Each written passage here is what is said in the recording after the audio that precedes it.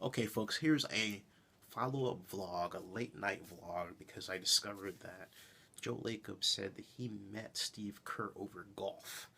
For those of you who are saying that the hire of Mark Jackson is exactly or was exactly the same as the hiring of Steve Kerr, you're totally wrong.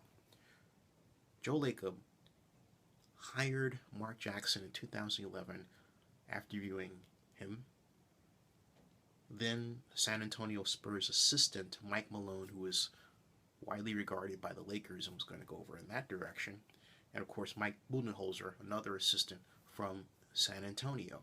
And it was said that Joe Lacob only wanted Mark Jackson if he could get Mike Malone, who's white, and that's exactly what happened. Otherwise, the idea goes that Lacob actually sort of was cool to the idea of bringing in Mark Jackson. So here we have Jackson, and Lacob said then, get this, that Steph Curry was behind the move. What did he say this time when Steve Kerr was hired? Oh, Steph Curry's behind this too. I think at some point Steph Curry is going to get tired of having words put in his mouth. That's exactly how Lacob operates, it seems. But even more disturbing is that the Warriors organization, that 200 employee staff that Lacob referred to, that he since seems to imply had an issue with Mark Jackson, in the top executive positions, only 3% are African American. That's right, 3%. And that goes 25 pokes deep. If you went through the entire roster of 200 employees, you'd be hard pressed to come up with a percentage of African Americans that comes anywhere near the percentage of African Americans that play basketball for the NBA. It's horrible.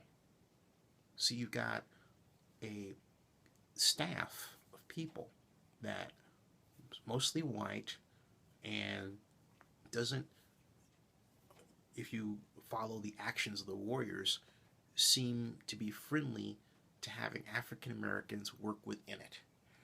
And then it jettisons its black coach, even though that coach has given them 2 consecutive appearances in the NBA playoffs.